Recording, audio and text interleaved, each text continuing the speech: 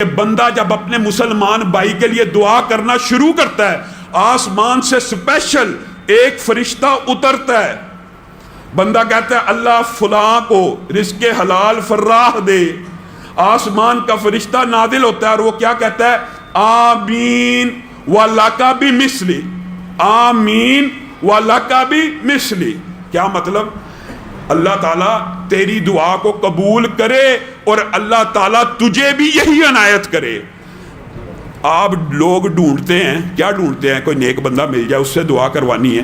آپ کو نبی کریم فرشتے کی دعا پانے کا طریقہ اور گر بتا رہے ہیں۔ فرشتہ کس کے حکم سے دعا کرے گا؟ اللہ کے۔ فرشتہ اپنی مرضی سے نہیں کر سکتا۔ بات سمجھ لیجئے، مسئلہ بڑا آسان ہے۔ فرشتہ اپنی مرضی سے بولتا ہی نہیں۔ فرشتہ کس کے حکم سے بولتا ہے؟ اللہ کے حکم سے۔ یہ اپنی مرضی چلاتے ہی نہیں ہے، یہ اللہ کی مرضی سے نازل ہوا، اللہ کی مرضی سے تیرے اور میرے لیے دعا کرنا شروع کر دی۔ تو اس فرشتے کی دعا کے قبول ہونے میں کوئی شک نہیں ہے۔ قبول کس نے کرنی ہے؟ اللہ نے۔ جس نے اس کو سکھایا کہ دعا کر، وہ قبول نہیں کرے گا؟ تو میرے بھائیوں، یہ دل بڑا کرنے کی بات ہے۔ انسان خیر و بلائی مانگتا ہے۔ نبی کریم صلی اللہ علیہ وسلم کے دور میں بھی ایسا ہوا۔ ایک ساتھی نے، یہ عرب کے معاشرے میں ایک بدو تھا، اسلام قبول کیا، وہ اللہ سے دعا کرنے لگا، اللہ میرے اور محمد صلی اللہ علیہ وسلم کے علاوہ کسی پہ رحمت نہ کرنا، اللہ میرے اور محمد صلی اللہ علیہ وسلم کے علاوہ کسی کو یہ نہ دینا، یہ نہ دینا۔ نبی کریم ہنسنا شروع ہو گئے، کہا یہ کیا کہتا ہے؟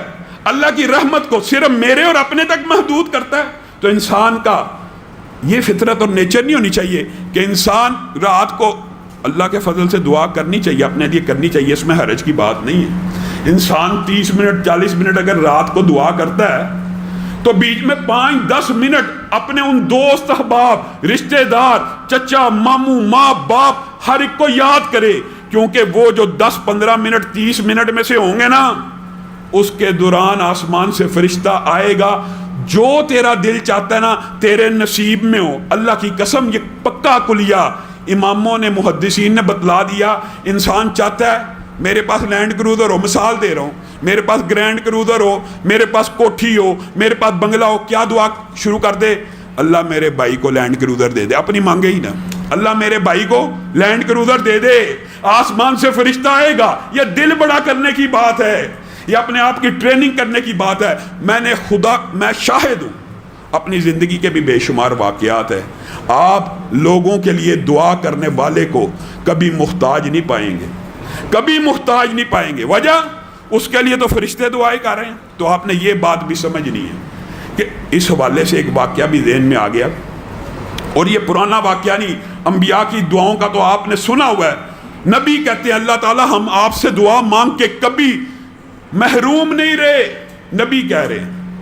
آج عصر حاضر کا ایک واقعہ دماغ میں آ گیا کسی کے لیے دعا کرنے کے حوالے سے۔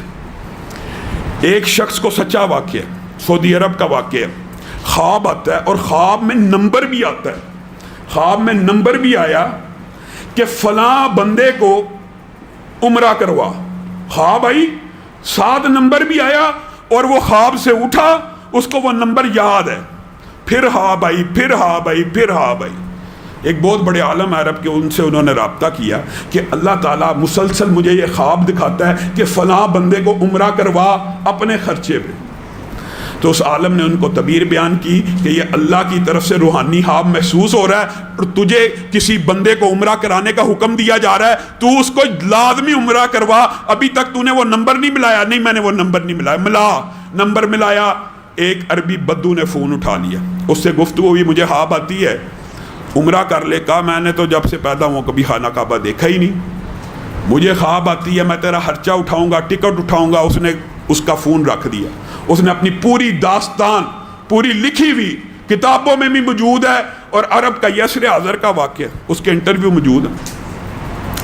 اب وہ بار بار کال کرے، بالآخر پتہ نہیں اس بندے کے دل میں کیا خیال آیا۔ اس نے کہا ایک شرط پہ آؤں گا، وہاں پہ تو مجھے 5 سٹار ہوٹل دے گا، وہاں پہ میرے یہ اخراجات کرے گا، یہاں سے مجھے پک کرے گا، یہاں پہ مجھے واپس چھوڑے گا۔ میں تیرے اصرار کے اوپر عمرہ کرنے آتا ہوں، میں نے پوری زندگی سعودیہ میں گزار دیا، میں نے خانہ کعبہ نہیں دیکھا، تو میرے پیچھے لگ گیا ہے، تو چلو میں یہ کام کر دیتا ہوں۔ اب دیکھیے کسی کی دعا انسان کے کیسے کام آتی ہے۔ وہ بندہ اس کو عمرہ کروا گیا، سارے اخراجات، اس کی ساری ڈیمانڈز پوری کر رہا ہے، وہ خانہ کعبہ کو بدو چھوڑ کے جا رہا ہے باہر، تو بندے کو کہتا ہے جو ساتھ آیا ہے ساری عمر بیت گئی، اس گھر کا دیدار نہیں کیا، عجیب سی دل کی کیفیت ہے، مجھے 2 رکعت نماز پڑھنے دے، شاید زندگی میں کبھی دوبارہ موقع ملنا ہے، نہیں ملنا، 40-50 سال گزر گئے میں نے نہیں دیکھا، آج دیکھا ہے تو رب کو 2 سجدے کرنے کا دل کر رہا ہے۔ بندہ کہتا ہے کر لے، وہ بندہ کہتا ہے میری آنکھوں کے سامنے دوسرے سجدے میں گیا ہے آخری رکعت کے، میں نے دیکھا سجدہ لمبا ہوتا جا رہا ہے، لمبا ہوتا جا رہا ہے، لمبا ہوتا جا رہا ہے، میں اس تک پہنچا، اس کی روح جسم سے نکل چکی ہے۔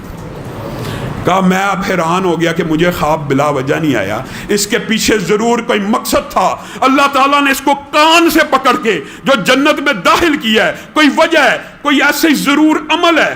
کہتا میں تحقیق کے لیے اس کی میت کو، اس کے گھر والوں کو خبر دی، سارا اس کے محلے میں پہنچ گیا، کیا ایسا عمل کرتا تھا، اس کے بارے میں کہتا مجھے نیگیٹو رپورٹیں ملی، نمازی سستی کا شکار تھا، کبھی جمعہ پڑھا، عید پڑھی، بالکل نارمل آدمی، سگریٹ نوش وغیرہ وغیرہ۔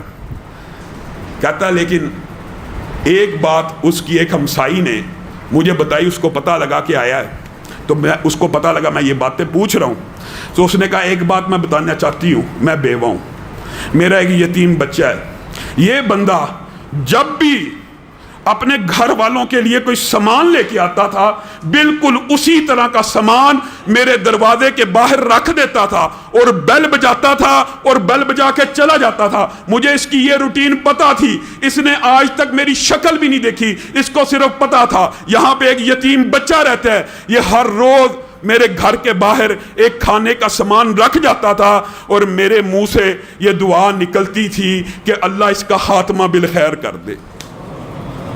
وہ بندہ رونا شروع ہو گیا، کہا تیری دعا نے اس کو سجدے کی حالت میں اللہ کی طرف پہنچا دیا، اور بندہ جس حالت میں فوت ہوتا ہے نا، قیامت کے دن اسی حالت میں اٹھایا جائے گا۔ بتائیے حشر کے میدان میں جو بندہ سجدے کرتے ہوئے اٹھ رہا ہوگا، اس کا کیا حساب ہونا ہے؟